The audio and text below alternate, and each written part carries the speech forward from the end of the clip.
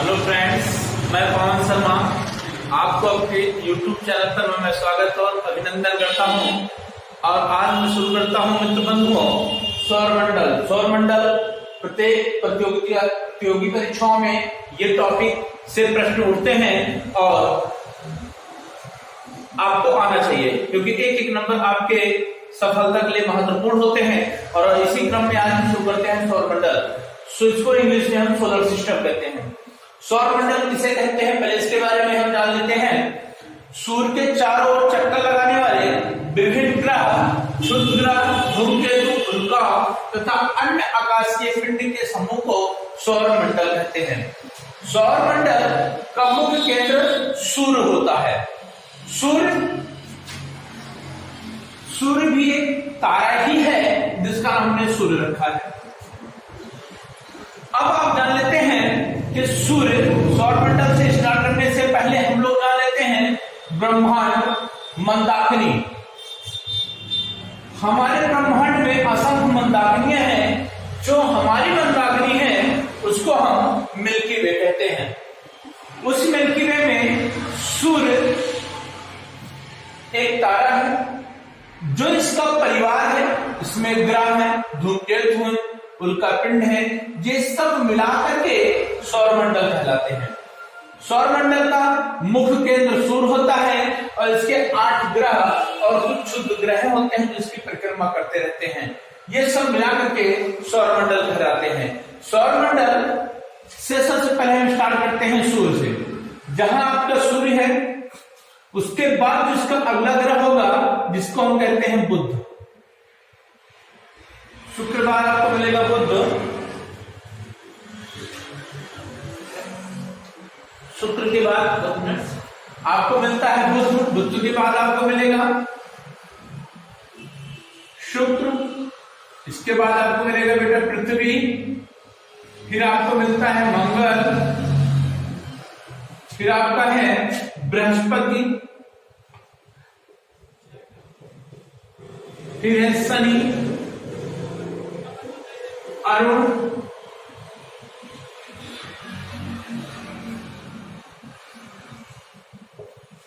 वरुण।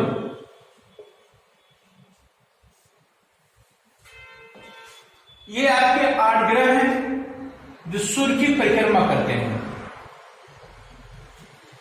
इन 4 ग्रहों को हम लोग ठोस ग्रह,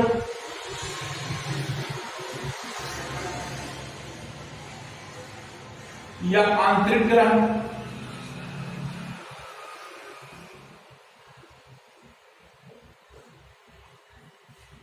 आंतरिक ग्रह, और इनको हम लोग, इन 4 ग्रहों को हम बाह्य ग्रह,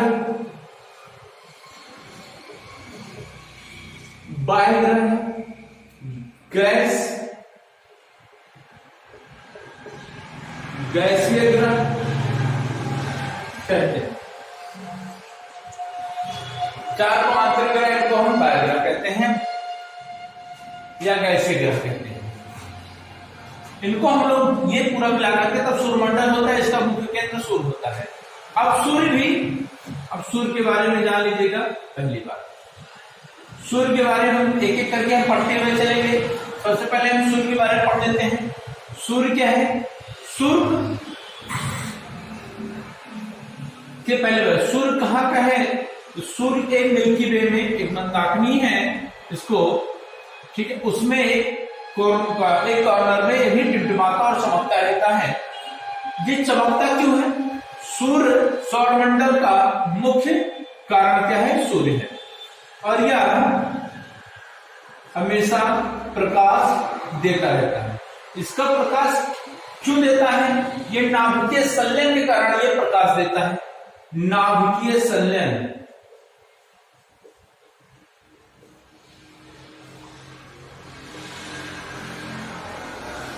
नाभिकीय संलयन के कारण ये ऊर्जा मुक्त करता है। ऊर्जा मुक्त करता है। अब आते हैं नाभिकीय संलयन किसे कहते हैं, इसको हम अच्छे से समझ लेते हैं। कोई भी तारा है, सूर्य भी एक क्या है? हमारा तारा ही है। जिसका नाम मैंने सूर्य रखा है। नाभिकीय संलयन के कारण ये ऊर्जा मुक्त करता है। नाभिकीय संलयन क्या होता है? प्रत्येक तारों में हाइड्रोजन होते हैं।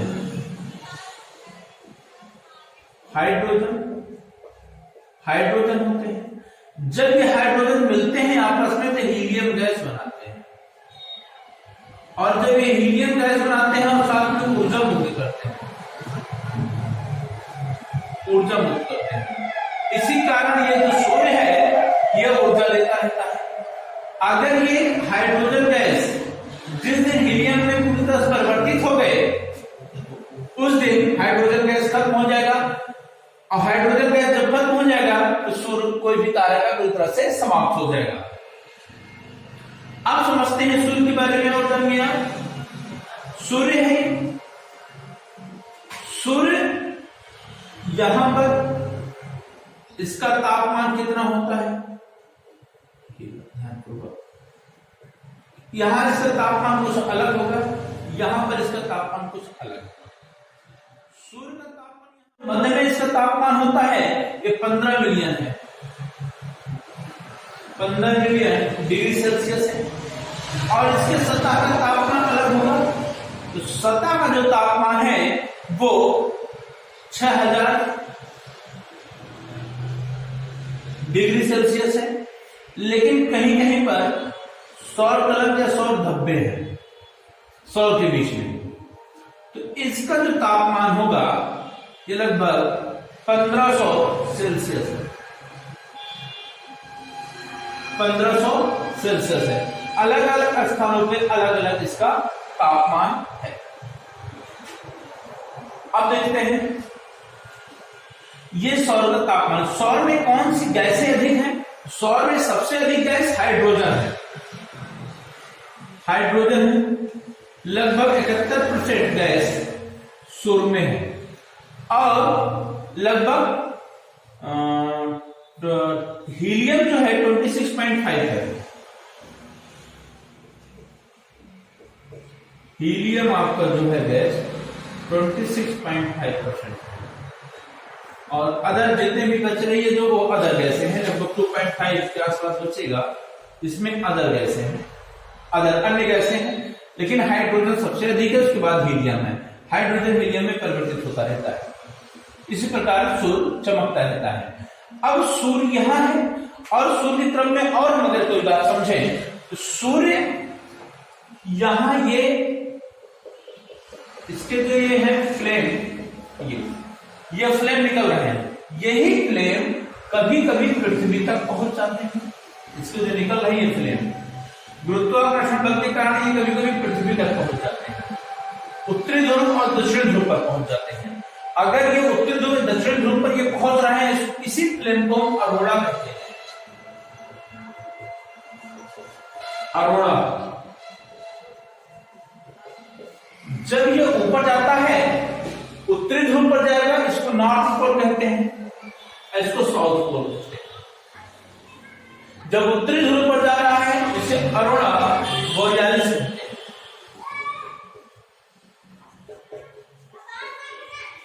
और ये दक्षिण ध्रुव पर इसकी जब ट्रेन जाती है इसे अरोड़ा ऑस्ट्रेलिस कहते हैं। अरोड़ा ऑस्ट्रेलिस कहते हैं।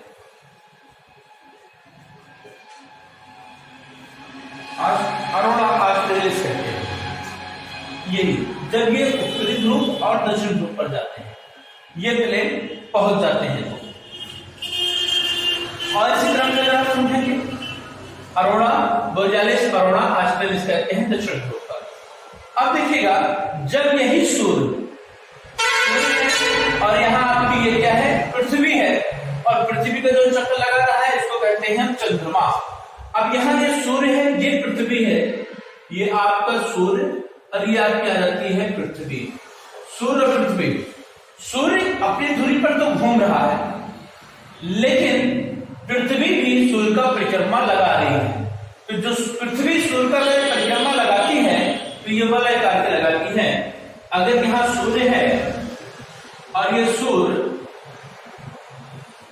और ये पृथ्वी इसका चक्कर लगा रही है, पृथ्वी इसका चक्कर लगा रही है, पृथ्वी यहां है,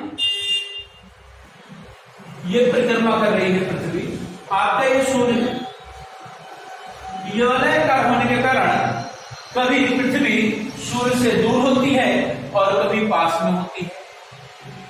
जब पृथ्वी सूर्य से दूर होती है, सबसे अधिक दूर होती है, इसे अपसौर कहते हैं।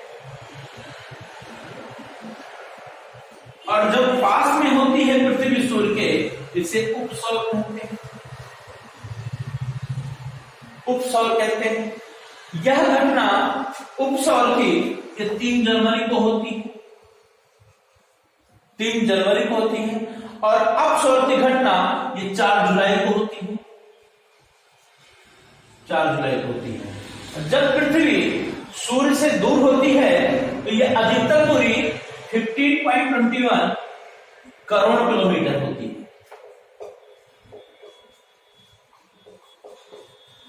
करोड़ किलोमीटर होती है, सबसे अधिक दूरी जब होती है इसे हम अपसौर कहते हैं। यह कार्य 4 जुलाई को होता है। और जब सबसे पास में होती है तो यह 3 जनवरी को होता है। इससे सबसे नजदीक दूरी पृथ्वी और सूर्य की जो होती है लगभग 14.70 करोड़ किलोमीटर, करोड़ किलोमीटर होती है। ये सबसे दूर है, सबसे पास में है। ये आपसे पूछेगा, लेकिन अगर पूछ ले औसत दूरी कितनी है तो न तो दूर न तो पास। अब औसत दूरी की अगर हम बात करते हैं, पृथ्वी और सूर्य की जो औसत दूरी है वो आपकी औसत दूरी है 14.98 करोड़ किलोमीटर। अगर हम औसत दूरी की पूछते हैं, औसत दूरी की अगर बात करते हैं पृथ्वी सूर्य की, अगर औसत दूरी पूछते हैं 14.98 करोड़ किलोमीटर, करोड़ किलोमीटर है ये। अब सूर्य से पृथ्वी की जो किरणें पहुंचती हैं, सूर्य है ये पृथ्वी है, इसकी जो किरण यहां तक पहुंचती है वो 8 मिनट 18 सेकंड या 16 सेकंड रहेगा, लगभग इतना समय लेता है सूर्य की पृथ्वी तक पहुंचने में समय, इतनी ये समय लेती है। और औसत दूरी को ही खगोलीय दूरी कहते हैं।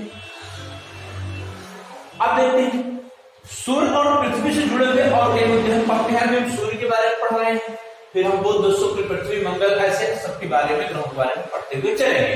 लेकिन सूर्य के बारे में और जान लेते हैं यहाँ। अब देखते हैं सूर्य ग्रहण कब लगता है। देखिएगा, इसे मिटा दिया जाए। चलो देखिएगा,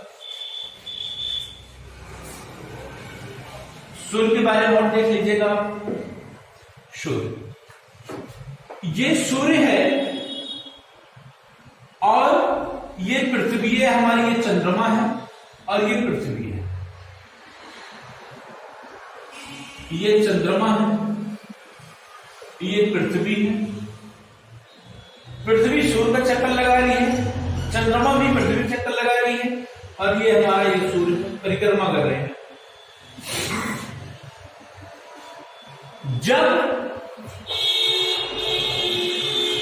सूर्य की कुछ किरणें पृथ्वी तक नहीं पहुंच पाती हैं, जब इसे हम सूर्य ग्रहण कहते हैं।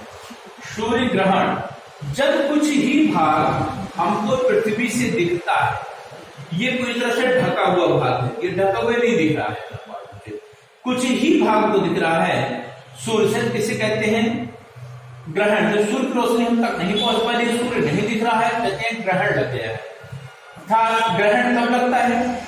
हम लोग कहते हैं सूर्य ग्रहण जब हमको सूर्य न दिखे, क्योंकि जब चंद्रमा बीच में आ जाती है तो सूर्य की रोशनी पृथ्वी तक नहीं पहुंच पाती है, कहते हैं सूर्य ग्रहण लग गया, सूर्य ग्रहण लग गया, जिसको हम लोग सूर्य ग्रहण कहते हैं। लेकिन यही प्रक्रिया जब सूर्य और चंद्रमा के बीच में, जब सूर्य और पृथ्वी के बीच में चंद्रमा आ रही है तो सूर्य ग्रहण बोल रहे हैं, क्योंकि हमको सूर्य दिख नहीं रहा है, सूर्य ग्रहण बोल दिया।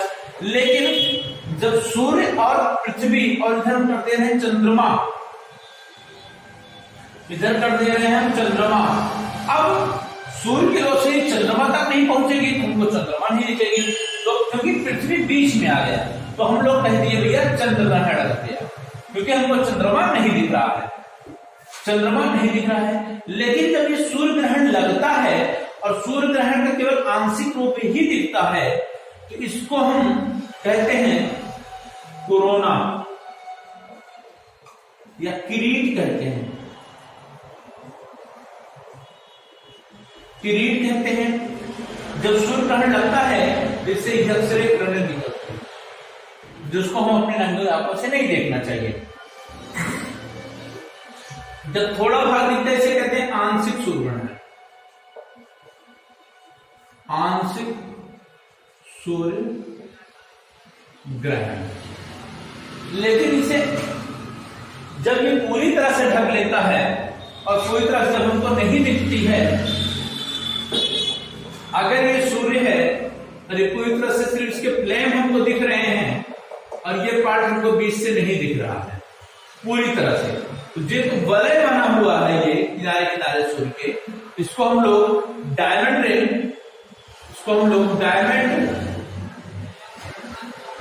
कहते हैं। और ये डायमंड रिंग इसी किनारे किनारे को डायमंड रिंग कहते हैं। तब इसे हम पूर्ण सूर्य ग्रहण कहते हैं। पूर्ण सूर्य ग्रहण कहते हैं, पूर्ण सूर्य ग्रहण।